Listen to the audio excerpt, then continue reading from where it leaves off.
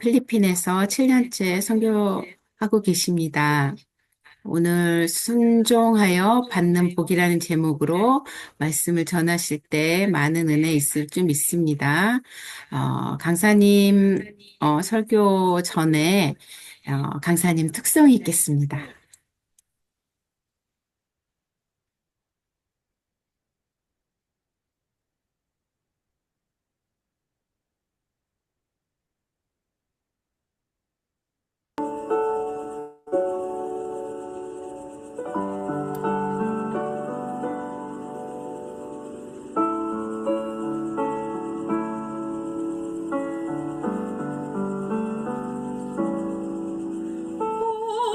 놀라운 구세주 예수 내 주 참 능력의 주시로다 큰 바위 미란 조약 그곳으로 내 영혼을 숨기시네 메마른 땅을 종일 걸어가도 나 피곤치 아니하며 저 위험한 곳 내가 예를 떼며 큰 바위에 숨기시고 주 손으로 덮으시네 오 놀라운 구세주 예수 내 주 내 모든 짓 벗기시네 죄악에서 날 끌어올리시며 또 나에게 힘 주시네 메마른 땅을 종일 걸어가도 나 피곤치 아니하며 저 위험한 곳 내가 예를 떼며 큰 바위에 숨기시고 저 손으로 덮으시네 내 영광이 지나갈 때에 내가 너를 반석 틈에 두고 내가 지나도록 내 손으로 너를 덮으리라. 아멘. 측량 못할 은혜로 채우시며 늘 성령에 감아주사 큰 기쁨 주 주님을 찬양토록 내 믿음을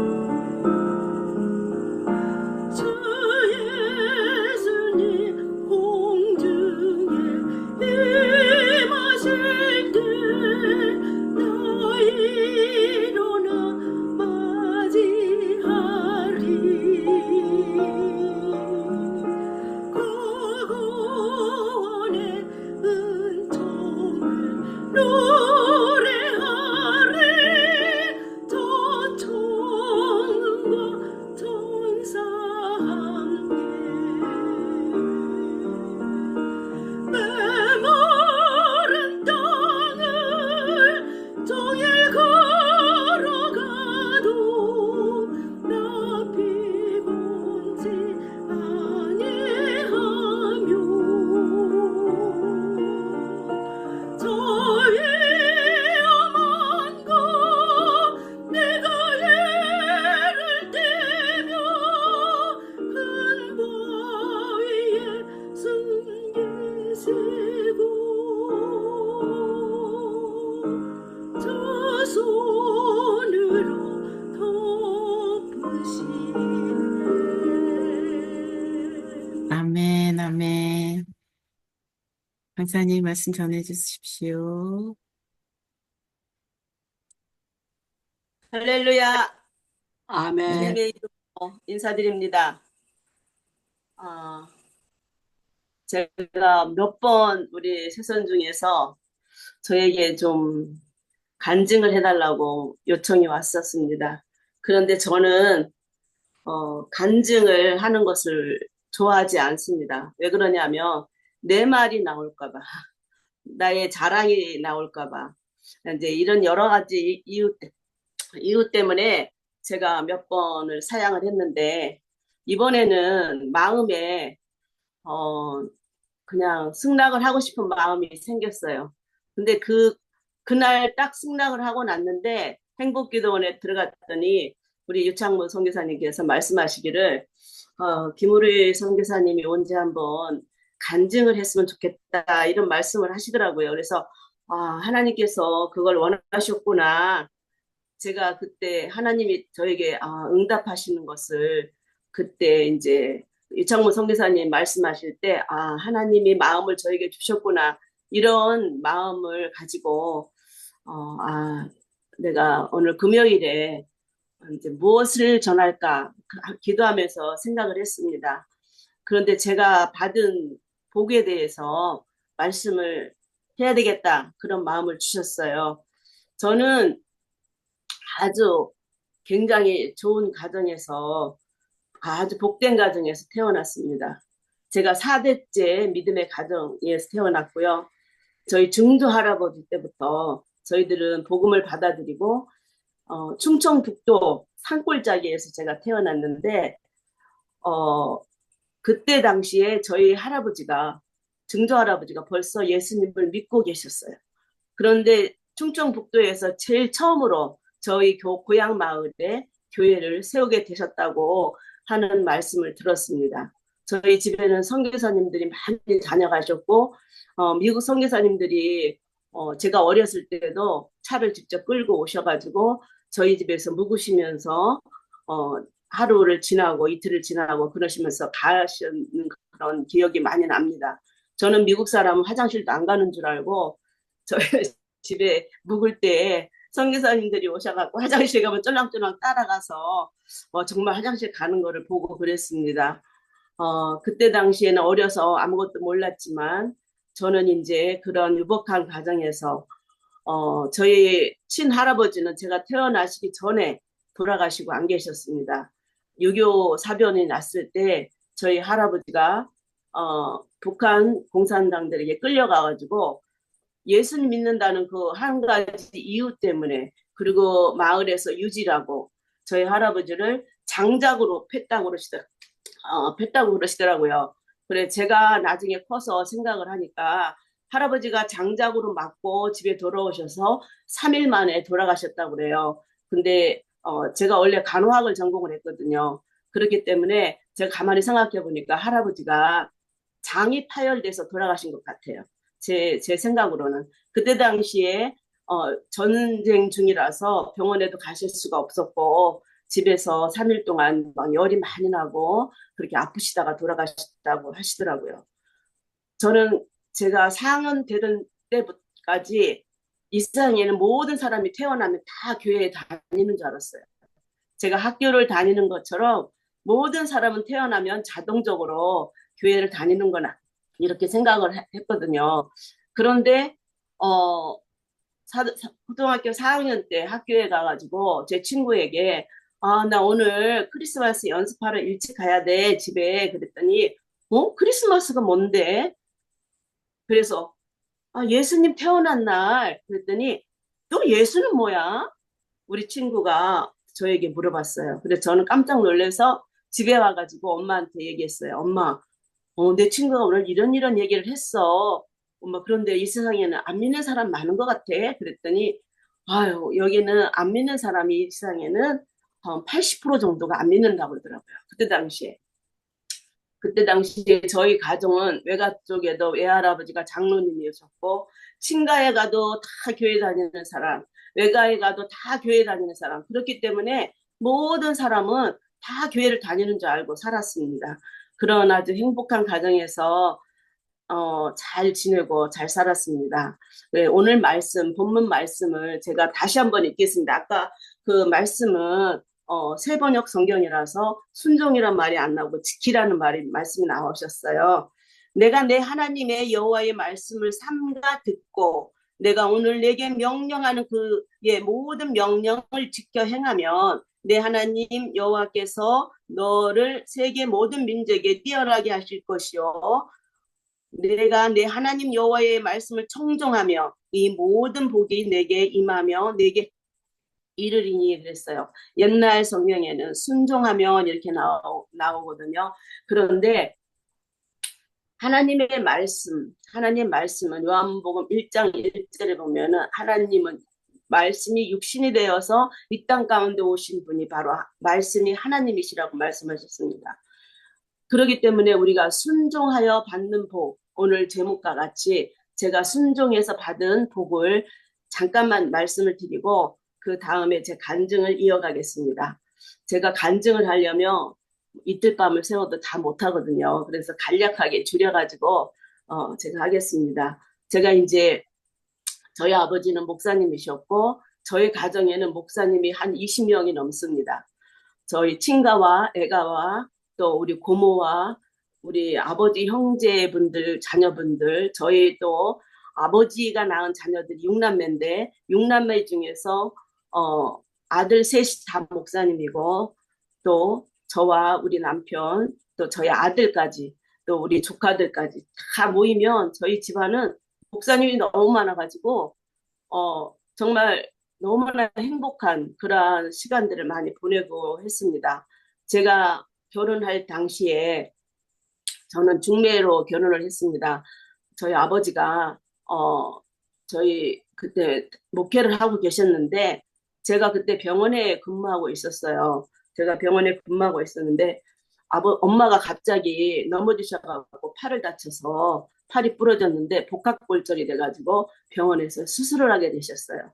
그랬더니 아버지가 네가 큰딸인데 와서 엄마를 좀 간호를 해야 되겠다. 그래가지고 제가 병원을 그만두고 집에 와서 이제 엄마 병원 간호를 하고 있었습니다. 그때 아버지가 그때 제 나이가 25살이었는데 아버지가 저희 교회에 다 잘 다니는 저희 남편을 눈여겨보셨던 것 같아요. 저희 남편이 교회에서 청년회 회장이고 주일학교 반사고 성가대에서 또 찬양도 부르고 몇 년 동안 저는 아버지 교회 다니는 저희 남편을 보기는 했지만 그 사람이 총각인지는 몰랐어요. 항상 교회 올 때 저는 이제 병원에 근무했을 때는 교회에서 예배만 드리고 아버지 축도가 끝나면 바로 집으로 들어가고 했기 때문에 교회 활동을 전혀 하지 않았기 때문에 우리 교인이 누가 누군지 잘 모르고 저는 그냥 예배만 드리고 나오고 했었어요. 그런데 아버지는 이제 큰 딸이 있으니까 눈여겨보셨던 것 같아요. 그래서 저희 남편하고 결혼했는데 저희 아버지가 저희 남편을 고른 목적은 목사가 아니기 때문에 골랐어요.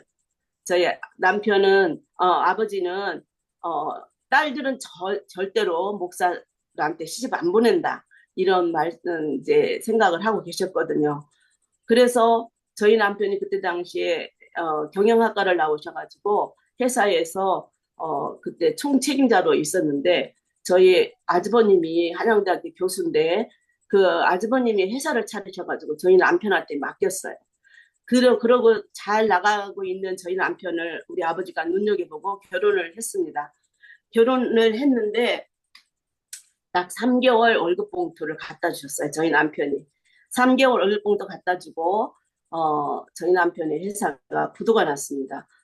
저희 남편은 아주 FM이고 정직하고 사람을 이렇게 의심할 줄 모르는 그런 사람이었는데 공장장이 모든 것을 파이프 회사를 차려줘갖고 파이프 회사를 하고 계셨는데 그 동파이프를 다 빼서 돌려갖고 다른 데 팔아먹고 걸 저희 남편은 그거를 몰랐던 거예요.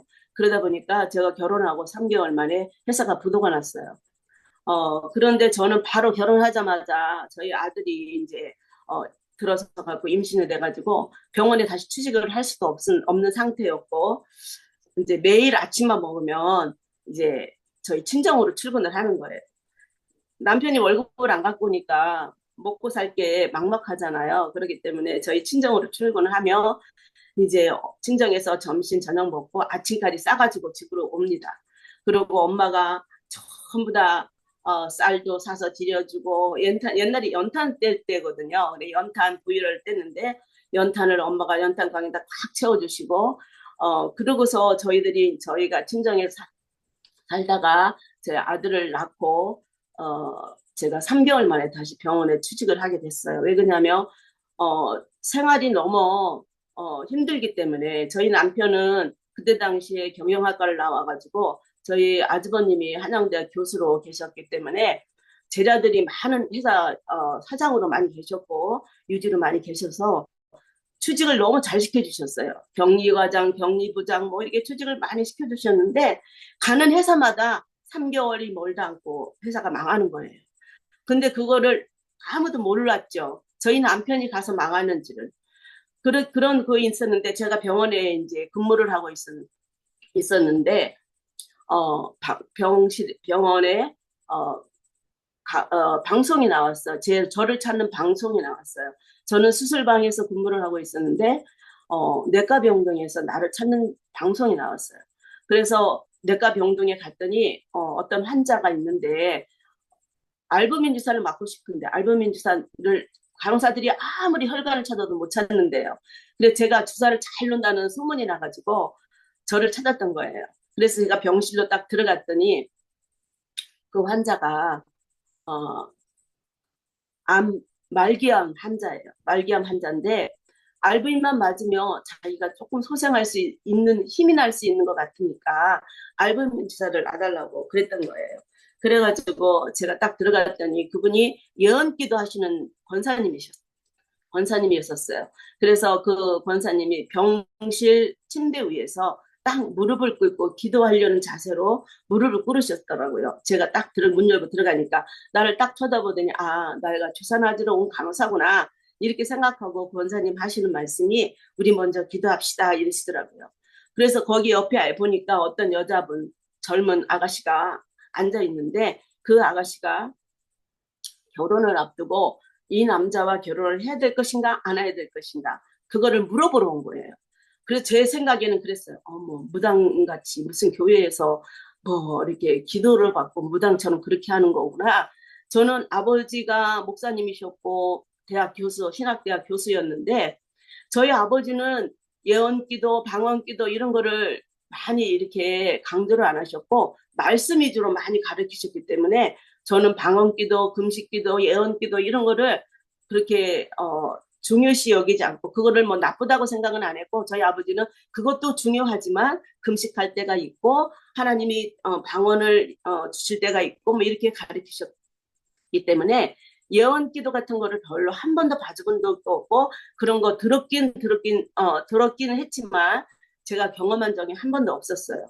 그런데 그분이 기도를 다 마치고 나서 바로 연이어서 나를 위해서 기도해 주시겠다고 말씀하셨어요. 그러더니 나한테 막 기도를 하면서 저희 남편을 막 책망을 하시더라고요. 하나님이 종이 되겠다고 하나님께 서원 기도를 해놓고 지혜 종이 안 되니까 하나님이 사방팔방 다 막아놓고 하늘길만 열렸다는 거예요. 그 와중에 저희 남편이 저희 아버지 제자분이 한 분 계셨는데 그분이 발명을 해가지고 미국까지 가서 그랑프리를 받아왔어요. 방타 씌워가지고 이거를 연소를 시키면 거기에서 질소가 나와가지고 정말 좋은 저기 연료가 되는 그러한 것을 발명을 하신 거예요. 그러니까 그 발명을 한 거를 가지고 와서 현대의 정주행 회장이 자기와 같이 손잡고 하자고 그렇게 했는데 정주행 회장이 7을 먹고 그 사장님한테는 3을 주겠다고 그랬어요. 그랬는데 그분이 욕심이 많아가지고 안 하겠다고. 그러고 나서 돈 많은 회장님이 돈 12억을 그분에게 투자를 했습니다. 거기에 저희 남편이 같이 손잡고 저희 남편은 경영학과 나와서 경리를 잘 보니까 저희 남편이 손잡고 일하자고 데려갔어요. 저희 남편을. 그래서 저희 남편이 거기서 계속 일을 하면서 월급은 한 번도 못 갖고 왔어요. 왜 그러냐면 회사 초창기에 시작하기 때문에 회사가 잘 되면 월급을 주겠다. 이렇게 하면서 하루는 어음을 갖고 왔어요. 저희 남편이. 그래서 어음을 제가 바꿔줬거든요. 근데 그 어음이 3개월 후에 부도가 나가지고 부도수피가 된 거예요. 그러니까 빚을 잔뜩 제가 안고 그때 굉장히 힘든 상황이었었거든요. 제가 병원에 다니면서 월급을 타면 월급 타는 날 빚쟁이들이 와가지고 모든 것을 빚으로 다 갖고 아무것도 없는 거예요. 그런 상황에 있으니까 제 심정이 굉장히 메말라 있고 마음이 기쁨이 없었을 때니까 그 예언기도 하시는 분이 말씀하시기를 사방팔방 다 막히고 하늘길만 열렸다는 거예요. 그래갖고 제가 집에 와서 그분을 주사를 제가 한 방에 딱 놓고 정말 하나님께서 하신 거죠. 제가 놓은 게 아니라 많은 간호사들이 와서 20명이 넘는 간호사들이 와서 맞았는데 벌집을 쑤셔놓은 것처럼 막 팔목이 다 쑤셔놔가지고 주사 놓을 데가 없는데 저는 원래 주사를 놓을 때 주사 혈관을 보고 놓지 않고요. 손으로 만져서 배인을 찾아가지고 놓거든요. 그런데 딱 한 번에 놨어요. 그러고 나와서 집에 와가지고 저희 남편한테 얘기했어요. 당신이 하나님께 서원기도 했다고 그러는데 그게 사실인가 물어봤더니 저희 남편이 깜짝 놀라는 거예요. 그동안에 저한테 한마디도 한 적이 없는데 어떻게 그걸 알았냐 이거예요. 그래서 오늘 아마 이만저만해서 병원에서 이런 일이 있었다. 그랬더니 당장에 당신이 신학교를 가라 그런다. 신학교 안 가면 하나님이 다 막아놔가지고 길이 안 열린다. 당신이 가는 회사마다 다 망하지 않았느냐. 그러니까 당신이 정말 하나님 말씀을 순종해야 된다. 그랬더니 저 남편이요. 자기도 겁이 났던 것 같아요. 왜 그러냐면 그동안에 계속 안 됐거든요. 내리막길만 계속 걸어가니까 내가 하나님 말씀 순종 안 해서 서원기도하고 그래서 그렇구나. 그래서 저희 남편이 그때가 8월 말이었는데 9월 학기에 편입을 했어요. 그래갖고 신학교를 딱 들어갔습니다. 그런데 하나님께 순종하고 났더니 빚이 한 4천만 원 정도 빚이 있었어요. 그러니까 정말 그때만 뭐 옥으로 막 이자를 갚고 막 하니까 너무 빚이 이거 눈덩이처럼 막 불어나고 있었거든요. 그런데 딱 신학교 들어가고 나서 저희 친정 아버지가 저희에게 그 빚이 있는 걸 알고서 빚이 얼마나 되느냐 물어보시더라고요. 그래서 그때 당시 4,500만 원 정도 됐는데 4,500만 원이라고 그랬더니 저희 아버지가 그 빚을 갚아주셨어요. 신학교 들어가고 나서 하나님 말씀에 순종하고 나니까 그때부터 이제 길이 조금씩 열려가지고 제가 이제 병원에 다니면서 저희 남편 뒷바라지를 해야 되잖아요. 신학을 다니니까. 그래서 저희 남편을 뒷바라지를 하려니까 월급 타가지고 저희 아들이 피아노를 전공을 했거든요. 버클리 음대를 나왔는데 아들 피아노 가르쳐야죠. 남편 또 공부를 해야죠. 막 이러다 보니까 재정이 별로 안 돌아갔어요. 그래서 제가 페이닥터를 두고 병원을 차렸습니다.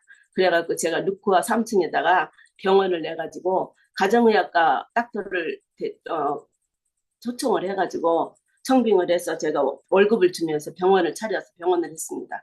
그러니까 하나님께서 순종하고 난 다음부터 저희 남편이 신학을 가고 난 다음부터 하나님께서 저희들에게 물질을 부어주시는데 병원에 환자가 그렇게 많이 오는 거예요. 한 150명, 200명 환자가 오는데 하루에 그걸 다 보려니까 너무 힘드는 거예요.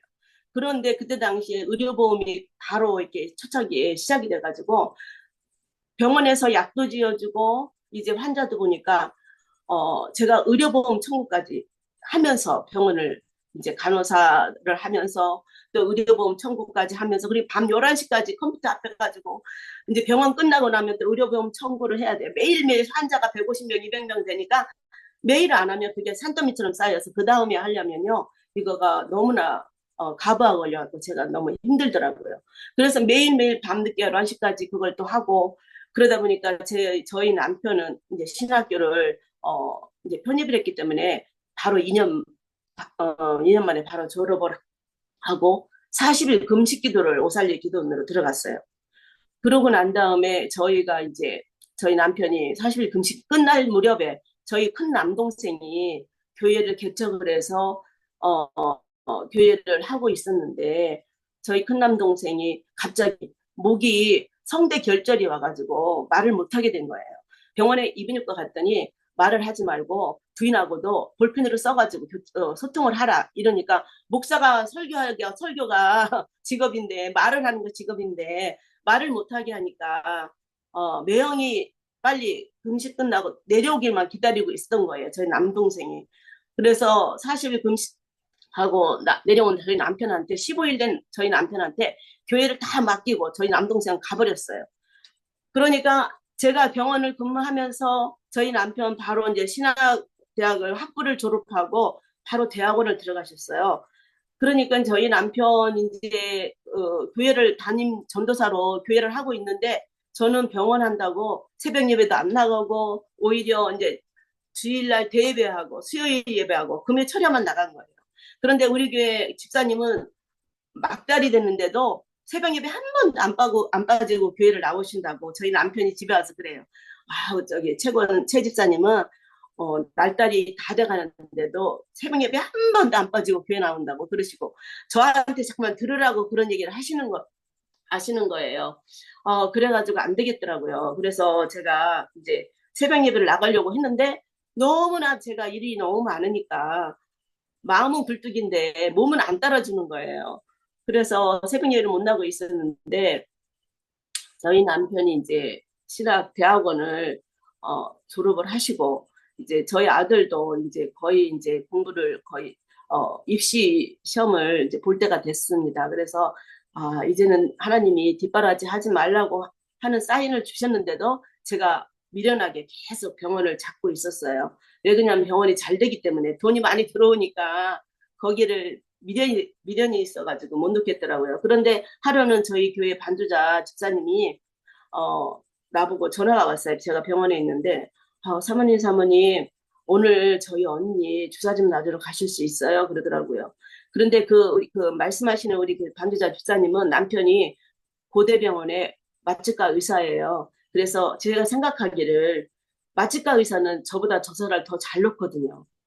마취과 닥터는 주사를 잘 놔요. 그래서 아니 자기 남편한테 가서 주사를 놔주면 되는데 왜 굳이 나에게 주사를 놔달라고 그럴까? 그렇게 생각을 했어요. 그렇지만 저희 집사님이 저한테 요청을 하기 때문에 성도기 때문에 그게 안 된다고 할 수가 없어서 그러자고 그랬어요. 그때 제가 이제 토요일 날 1시에 병원을 끝내고 그 집사님하고 그 집사님이 차를 가지고 왔어요. 제 병원 앞에. 그래갖고 집에도 가지 않고 바로 병원에서 그 집사님 언니네 집에 방배동인데 서울인데 방배동에 언니네 집에 갔습니다. 언니네 집에 가가지고 그 언니 주사를 놔줬는데 그 언니도 위암 환자였어요. 암 환자인데 서울에 있는 한신교회 이중표 목사님네 교회 전도사님이었었어요.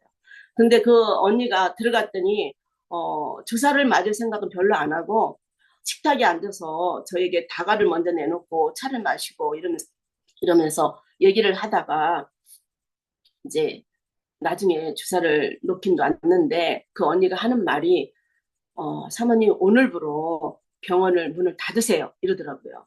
자기가 기도하니까 내가 병원 문을 닫아야 되는 그런 하나님의 응답을 주셨다는 거예요. 그래서 그날이 토요일이었잖아요. 그러니까 원래 주일날은 병원을 안 하니까 그래서 내가 그렇게 하겠다고 그랬어요. 그래서 바로 제가 월급을 주는 닥터한테 전화를 했어요. 나 월요일부터 병원 문 닫을 거니까 당신이 우리 병원을 인수를 하려면 인수를 하고 아니면 저는 문을 닫겠습니다. 그랬어요. 그랬더니 그 닥터 하는 말이 내가 인수하겠다고 그러더라고요. 왜 그냥 병원이 너무 잘 되니까. 그러니까 자기가 인수하겠다고. 그럼 나는 병원 월요일부터 안 나가니까 당신이 문 열고 당신이 병원 월요일부터 하시라고 그랬어요. 그래서 그렇게 하고는 이제 끝냈는데 그 전도사님이 하신 말씀이 사모님 오늘 당장에 오살리 기도원에 올라가서 3일 금식하세요. 그러는 거예요. 그런데 3일 금식하는데 그럼 목적이 뭡니까? 물어봤어요. 목적이 있어야지. 금식하는 목적이 있잖아요. 목적이 있어야 그 목적을 놓고 기도를 해야 되잖아요. 저는 그때까지요. 금식을 한 번도 하루도 해본 적이 없어요. 금식 기도를. 그런데 금식을 하라고 그렇게 얘기를 하시더라고요. 그래서 뭐 때문에 뭐 금식을 합니까? 무슨 목적입니까? 물어봤어요. 그랬더니 자기 아들이 고등학교 3학년인데 자기 아들만 위해서 기도하래요. 자기 아들 고등학교 3학년인데 서울대학교 무슨 과를 가야 되는 거를만 위해서 기도를 하라는 거예요. 너무 기가 막히지 않습니까? 그래서 많은 사람들이 나를 또라이로 생각할 수도 있어요. 그런데 제가 그걸 순종을 하고 그날 토요일에 제가 집에도 안 갔다 그랬잖아요. 바로 병원에서 끝나고 바로 그 언니네 전도사네 집으로 갔는데 그날 바로 오살리 기도원에 올라가라고 그러는 거예요. 제가 그걸 순종하고 올라갔습니다. 그랬더니 우리 그 반주아 집사님이 자기 차로 오살리 기도원까지 태워다 줬더니 태우고 올라갔는데 그때 밤 한 6시가 됐어요. 저녁 6시. 그때부터 금식이 들어간 거예요. 저녁도 안 먹고 그 다음 날부터 금식이 아니라 토요일 저녁부터 금식이 들어간 거예요. 그러면서 자기 아들만 위해서 기도하래요. 저는요. 그것도 하나님의 음성으로 듣고 하나님의 말씀으로 생각하고 순종을 했습니다. 순종을 하고 오살리 기도원에 올라가서 첫날은 배가 별로 안 고팠잖아요. 바로 그날은 배가 별로 안 고픈데 하룻밤 자고 났더니 배가 너무 고픈 거예요. 한 번도 금식을 안 해봤기 때문에. 그런데 오살리 기도원에 가보신 분들은 알지만 밑에요. 갈비집이 너무 많아요. 갈비집에서요. 갈비 냄새가 너무 맛있게 올라오는 거예요. 바람이 오살리 기도원 쪽으로 바람이 또 솔솔 부르니까 아주 막 구수한 갈비 냄새가 올라오니까 너무나 많이 막 자극을 해가지고 제가 못 견딜 것 같은 거예요. 기도는 하나 생각이 안 나고 오직 먹는 것만 생각이 나는 거예요. 그래서 리스트를 작성을 했어요. 금식 기도가 끝나면 제일 처음에 무엇을 먹을 것인가. 기도를 안 하고 매일 먹을 것만 쓴 거예요. 거기다 제일 처음에 호떡, 그 다음에 라면, 그 다음에 이제 뭐 갈비 뭐 이렇게 하고 먹는 것만 주르륵 생각하면 머리에다가 이제 그걸 뭐 공책에다 쓴 건 아니고 내 머리에다가 이렇게 입력을 하고 있는데 우살리 기도원에 가보면 아시겠지만 거기에 아이들을 데리고 엄마들이 그 뻥튀기 과자 이게 밥풀 붙어 있는 뻥튀기 과자를 많이 그때 팔았어요. 근데 아이들이 꼭 내 옆에 앉아서 먹는 거예요. 멀리도 안 가고 항상 내 옆에 그런 아이들이 하나씩 붙어 있는 거예요. 하나님이 그것도 테스트하는 것 같아요. 그런데 너무 맛있어 보이는 거, 뭐 어쩌면 이렇게 막 꿀같이 달기도 할 것 같고, 너무 고습기도 할 것 같고, 너무 맛있을 것 같아요. 그럼 첫 번째 저거야. 이제는 내가 금식 끝나면 오살리 기도원에서 그걸 팔고 있더라고요. 그래서 내가 저거 사 먹어야지. 그렇게 하고 맨날 이제 리스트가 바뀌는 거야. 첫 번째가 옛날에는 호떡이었다. 그 다음에는 이제 뻥튀기로 바뀌고, 그 다음에는 또 다른 거로 아이들이 먹는 과자로 또 다른 거로 바뀌고 막 그래요.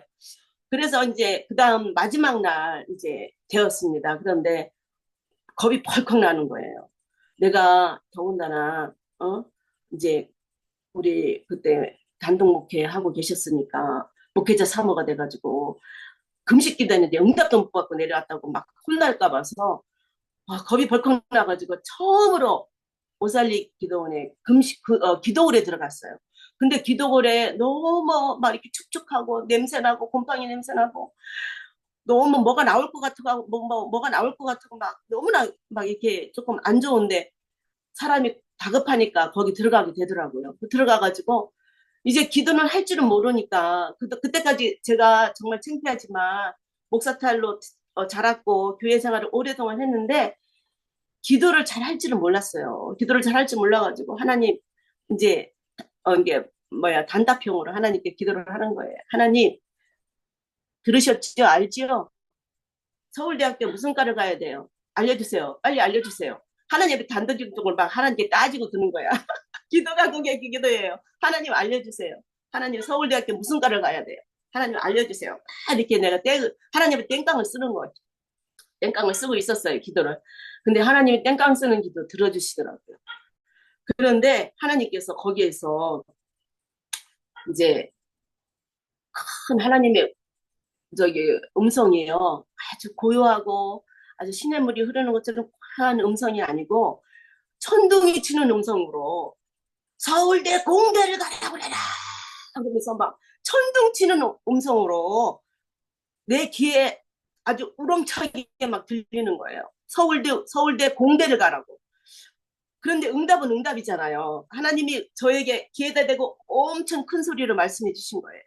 그래가지고 기분이 좋아가지고 이제 기도를 해서 나왔는데 세상이 달리 보이고 너무 기분이 좋아가지고 막 펄쩍펄쩍 뛰는 것 같고 막 모든 것이 다르게 보이고 막 이러더라고요. 그래서 우리 이제 집사님이 날 데리러 온다 그랬으니까 이제는 의기양양하게 우리 집사님을 기다리고 있는 거야.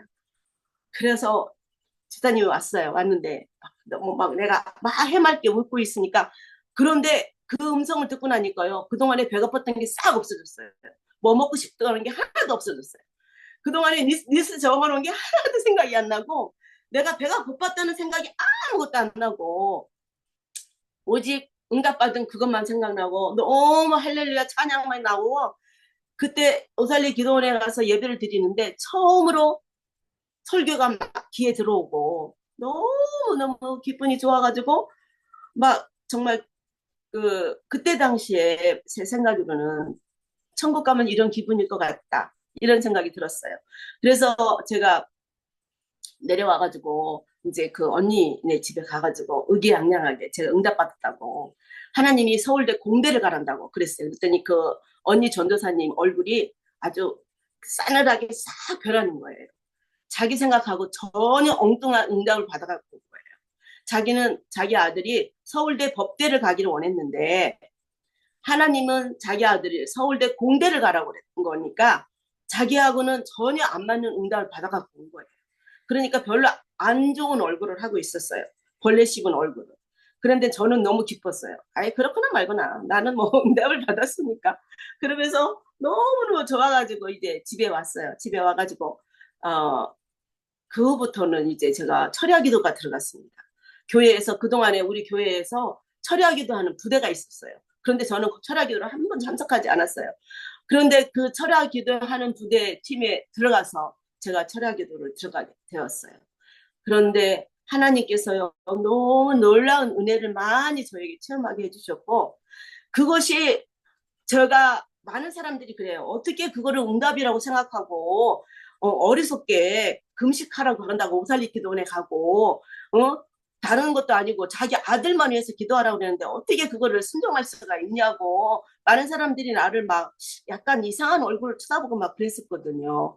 그런데 그 후로 하나님은 나를 바꿔주셨고 그런데 그 후로 어떤 큰 일이 있었냐면 옛날에 그 서울대 공대가 한 명이 미달됐다고 그 해에 한 명이 미달됐고 신문에 나왔고 방송에 나왔어요. 하나님이 응답해 주신 것을 그대로 저희들에게 알려주신 거예요. 만약에 그 아들이 서울대 공대를 갔으면 어떻게 됐겠어요? 합격을 했을까요? 떨어졌을까요? 서울대 공대가 한 명이 미달됐으니까 공대 갔으면 무조건 합격했죠. 하나님께서 그거를 신문에 나게 하셨고 방송에 나오게 하셨어요.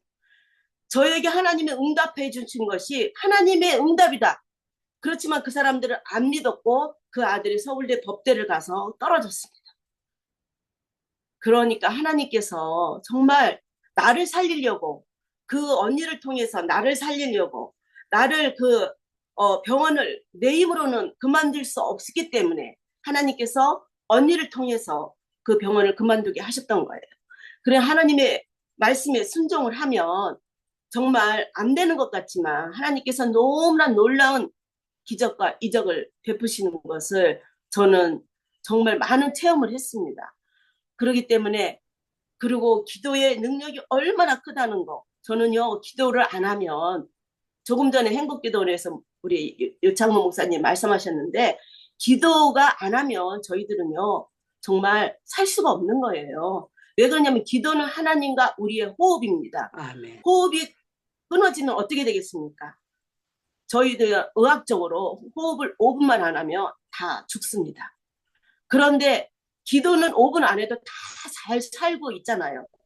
눈으로 안 보이기 때문에. 그렇지만은 기도를 쉬면은 저희들은 영은 메말라지고 우리는 정말 피폐해집니다. 우리는 그걸 아셔야 돼요. 저는요, 안 되는 일이 있으면 더 기뻐하고 그때 기도로 무릎 꿇습니다. 왜 그러냐면 아멘.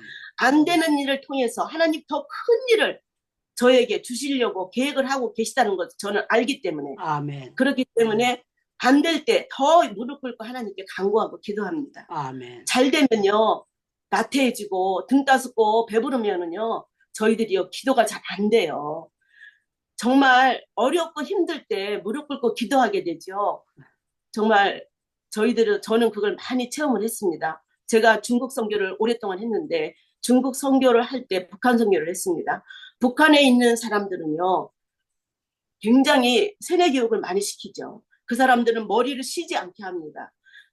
월요일 날 당에서 지령이 내려와요. 그러면은 그분들은 항상 빨간 노트를 갖고 다니면서 거기에다가 일주일 외울 것을 기록해가지고 일주일 동안 암기를 해야 돼요. 그것을 토요일 날 가가지고 모두가 다 암기를 해야 됩니다. 그렇기 때문에 머리도 쉬지 않게 하고 육신도 노동을 해가지고 육신도 편하게 그 사람들을 두지 않습니다. 왜 그러기 때문에 사상적으로 변질되기 때문에 그 사람들을 편하게 등 따숩고 배부르면 사상적으로 변질되기 때문에 그러니까 공산주의 북한에 있는 모든 사람들은 그렇게 해서 잠도 잘 안 재우고 막 아주 힘든 노동을 시키고 또 머리는 또 쉬지 않게 계속 암기를 하라고 그럽니다. 그렇기 때문에 그거는 우리가 본받아야 할 것은 무엇이냐면 우리가 믿는 사람들이 정말 우리가 하나님 말씀을 암기하고 또 아멘. 우리가 하나님의 말씀에 무릎 꿇고 기도하고 아멘. 어려울 때 더 어려울수록 우리는 기도해야 됩니다. 아멘. 신명기 내가 28장을 너무너무 좋아하거든요. 신명기 28장 1절부터 14절까지는 하나님께서 말씀에 순종하고 그대로 지키며 너에게 들어가서도 복을 받고 나가서도 복을 받고 아멘. 떡반죽에서 복을 받고 아멘. 모든 것을 복을 받는 것을 다 기록해 놨습니다. 아멘. 하나님의 말씀을 듣고 지켰을 때 복을 주시는 겁니다. 아멘. 우리가 하나님 말씀을 듣고 지키지 않으면 그런 복은 우리에게 절대로 오지 않습니다. 아멘. 15절부터 말씀을 읽어보세요. 하나님 말씀을 지키지 않으면 모든 것이 비폐해지고 모든 것이 다 안 됩니다. 들어가도 아멘. 망하고 나가도 망하고 여기 가도 부딪히고 저기 가도 부딪히고 제가 결혼해가지고 저희 남편이 하나님 말씀에 순종 안 하고 하나님께 서운한 것을 지키지 않고 나갔을 때 어떻게 됐습니까? 사방팔방이 다 막히고 하늘길만 열렸었어요. 그런데 하나님 말씀을 순종하니까 이게 눈 녹듯이 언제 다 없어졌는지 빛이 싹 없어졌고 아멘. 내가 언제 어렵게 살았던 것인지 하나도 생각이 안 나고 아멘. 하나님께서 그것을 모든 것이 내가 한 것이 아무것도 없는데 아멘. 하나님이 언제 그렇게 다 갚아주시고 언제 그렇게 다 열어주시고 언제 아멘. 그렇게 했는지 정말 저희들이 기가 막히게 제가 돌아봐도 너무나 놀라운 일들을 하나님께서 하고 계셨어요. 아멘. 저는요 말을 하려면 너무 많아가지고요 그 말을 다 할 수가 없습니다. 오늘 시간이 너무 짧아가지고 정말 제가 만난 하나님, 제가 정말 경험한 그 하나님은 지금도 살아계시고 우리가 아멘. 지금도 하나님께 무릎 꿇고 기도할 때 하나님께서 지금도 응답하십니다. 그래서 저는요 어저께 그 출애굽기 말씀에 하나님께서 뭐라고 그랬어요? 하나님 말씀을 듣고 지키는 자, 내가 그걸 읽어드리겠습니다. 하나님이 이르시되 너희가 너희 하나님 나 여호와의 말을 들어 순종하고 내가 보기에 의를 행하며 내 계명에 귀를 기울이며 내 모든 규례를 지키며 내가 애굽 사람에게 내린 모든 질병 중 하나도 너희에게 내리지 아니하리니 나는 너희를 아멘. 치료하는 여호와입니다. 말씀하셨어요. 아멘. 출애굽기 15장 26절 말씀이거든요. 그런데요 하나님께서 저희 부부 제가 결혼하고요 이때까지 병원 한 번도 안 갔습니다. 우리 유창훈 목사님 건강하시다고 그러셨는데요. 저는요 안경도 안 써도 다 보여요. 그리고 제 치아는요 전부 다 제 치아예요. 충치 하나도 없습니다. 저는 지금 제 나이 말씀드리면 놀라실 거예요. 제가 71입니다. 올해. 그래가지고 저희 남편도 코로나로 돌아가셨기는 했지만은요. 저와 결혼하고요. 한 번도 저는 건강검진하러 병원 갔지 한 번도 병원 가본 적이 없어요. 하나님의 말씀을 듣고 순종하고 그대로 지켜 행하니까 하나님께서 건강도 책임져 주시고 모든 것을 다 책임져 주시고 저희 아들이 지금 목사가 됐는데 저희 아들이 이제 피아노를 전공해가지고 버클리 음대를 나왔잖아요. 음악을 전공을 했어요. 그런데요, 저희들 부부는 목사가 되기를 원해서 기도를 했거든요. 얘가 근데 강요를 하지 않았어요. 절대로 강요해서 목사가 된 사람은 제대로 목회를 못해요. 그렇기 때문에 저희 남편하고 저하고는 계속 기도를 했습니다. 기도하면서 저희 아들이 자기 스스로 목사가 되기를 원했어요. 그런데 한국에 돌아와가지고 저희 아들이 해군 홍보단에 키보드 연주자 한 명 제대하면 한 명 뽑는 해군 홍보단에 들어갔어요. 전국에서 다 내노라는 피아니스트들이 와가지고 해군 홍보단에 들어가려고 시험 보러 왔는데 저희 아들이 거기에 합격해가지고 해군 홍보단에서 키보드 연주자로 근무하고 제대를 했는데 저희 아들이 이제 세 번의 오디션을 봤거든요. 오디션을 봤는데 마지막 오디션은 이제 면접이잖아요. 면접을 보고 와서 내가 야 면접관이 너한테 뭐를 물어봤니? 그랬더니 우리의 적이 누구냐고 물어봤어. 그러더라고. 그래서 그래 너는 뭐라고 대답했니? 그랬더니 우리의 적은 미군이라고 했다고 그래. 야 너는 보나마나 떨어졌어. 어떻게 우리 적이 미군이냐? 북한이 우리 적이라고 그래야지. 어떻게 미군은 우리 적이라고 그러냐? 그런데 나는요 합격 통지서가 왔을 때 기가 막혔어요. 어떻게 우리 적이 미군이라고 그랬는데 군대에서 얘를 뽑았을까? 너무나 기가 막혔거든요. 그런데 그것도 하나님이 하셨다고 생각을 합니다. 그런데 우리 아들이 군대 제대하고 나와서 이제 여러 이제 직업을 가졌었어요. 그런데 자기가 스스로 신대원을 가가지고 지금은 이제 목사 안수를 작년에 받았어요. 신대원을 졸업을 했는데 또 목사 안수를 안 받겠다는 거예요. 목사님들한테 너무나 많이 실망을 해가지고 목사님들한테 돈 받을 게 별로 없어서 자기는 목사가 안 되겠다는 거예요. 그럼 너 왜 신대원을 왜 다녔냐? 목사 안 될 거면. 그랬더니 그렇지만 자기는 전도사로 열심히 봉사하겠다고. 그래서 이제 음악 목회자로 뽑혀가지고 지금 남서울 비전교회에서 지금 음악 목사로 일하고 있는데 거기서 열심히 일을 하고 있는데 작년에 또 제가 마지막으로 너한테 얘기하겠다. 네가 목회를 하려면 안수를 받아야지 축복권이 있는 거야. 안수를 받아라. 그랬더니 작년에 우리 아들이 10월 7일 날 드디어 목사 안수를 받았습니다. 그래갖고 지금은 이제 목회자로서 열심히 일을 하고 있는데 요즘은 매일같이 저에게 하나님 말씀을 보내주고 있어요. 우리 아들이 집에도 일주일에 2번밖에 안 온대요. 왜 그러냐? 처리하기도 하기 때문에. 저희 남편이 제일 잘한 건 뭐냐면은 기도하는 걸 제일 잘했어요. 저희 남편은 40일 금식을 2번을 했는데 40일 금식 기도한 것뿐만 아니라 20일 금식은 수도 없이 많이 했고 저희 남편의 첫 때예요. 저는 4대째 믿음의 가정이지만 저희 남편은 당대의 믿음을 가진 가정이에요. 저희 시아버지는 유교 사상이 너무 투철해가지고요. 1년에 제사가 너무나 많았고 제가 기도를 잘못해가지고 저희 남편을 만났다고 제가 항상 그랬어요. 왜 그러냐면 저는 시골 사람이면 무조건 좋다 그랬어요.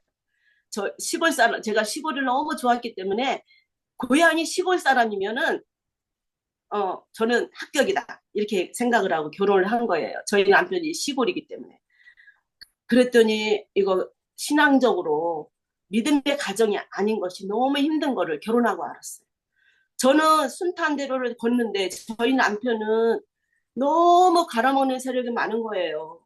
아주 우상숭배의 찌들은 우상단지들이 저희 남편이 금식할 때 얼마나 많은 방해를 많이 했고 너무나 많은 힘든 과정을 제가 지켜보고 있었어요. 그래서 저는요, 저희 아들을 기도를 할 때, 아들 배우자를 놓고 기도할 때 3대 이상의 가정에서 며느리를 달라고 기도했고 또 목회자 자녀를 달라고 기도를 했습니다. 그리고 외국어 영어에 능통한 자를 기도했어요. 외국 시민권자인 한국 사람을 놓고 기도했어요. 그런데 그 기도가 다 응답이 돼가지고 저희 며느리는 캐나다 시민권자인데 할아버지가 통합측 목사님, 아주 유명하신 목사님이세요. 그리고 이제 저희 며느리가 며느리 쪽에 지금 3대 이상의 가정에서 저희 며느리가 양육을 받았고 정말 귀한 며느리를 하나님이 선물로 주셨어요. 근데 기도는 헛것이 아무것도 없습니다. 처음에는 저희 아들이 38 먹을 때까지 결혼을 못 해가지고 제가요 중학교 1학년 때부터 기도를 했는데 아들 결혼을 놓고 기도를 중학교 1학년 때부터 기도를 했는데 어떻게 38까지 막 며느리감이 안 나타나는 거예요. 하나님 듣고 계세요? 막 기도하면서 막 그랬어요. 그런데요 38 9월 달에 저희 며느리하고 우리 아들하고 결혼을 하게 된 거예요. 정말 하나님은 너무 기적 같은 일들을 저희에게 많이 주셨어요. 정말 얘기를 하려면 끝도 없습니다. 전 제가 받은 그 하나님의 은혜는 너무나도 많습니다. 아멘. 우리 여기 계신 모든 우리 선교사님들과 우리 성도님들과 함께 제가 받은 은혜를 다 나눠드리고 싶은데 그것은 다른 것이 아닙니다. 하나님의 말씀에 순종하고 기도로 아멘. 무릎 꿇고 말씀을 많이 상고하면 하나님께서 아멘. 우리 여기 계신 모든 분들에게 더 많은 복을 주시고 더 많은 하나님의 인도하심을 받을 것이라고 저는 확신하고 이한 아멘. 시간에 말씀을 드립니다. 감사합니다. 할렐루야. 아멘. 감사합니다. 아멘. 아멘. 기도하겠습니다. 하나님 아버지 감사합니다. 좋으신 아멘. 하나님. 정말 살아계신 하나님. 오늘도 우리와 함께 하는 하나님. 그 하나님을 높여드립니다. 제가 한 것은 아무것도 없습니다. 그러나 우리 아버지께서 나를 통하여 오늘도 일하시고 계시고 아버지 하나님께서는 모든 것을 이루시고자 원하여서 저희들을 변화시키고 계시고 저희들에게 말씀하고 계시고 저희들을 인도하고 계십니다. 아버지 하나님 감사합니다. 항상 깨어서 기도할 수 있게 도와주시고 말씀을 들을 수 있는 길을 열어주시고 깨닫는 바 은혜를 주셔서 정말로 저희들이 헛된 길로 가지 않게 하시고 다른 길로 가게 하시고 정말로 우리에게 하나님께서 말씀을 길을 기울일 수 있게 하여 주시옵소서. 그 말씀을 헛되이 듣지 않게 하시고 그 말씀에 귀를 기울이고 우리가 순종하며 한 걸음 한 걸음 앞으로 전진하게 하여 주옵소서. 모든 영광 주님께 돌려며 예수님의 이름으로 감사 기도드리옵나이다. 아멘. 아멘. 감사합니다. 아멘.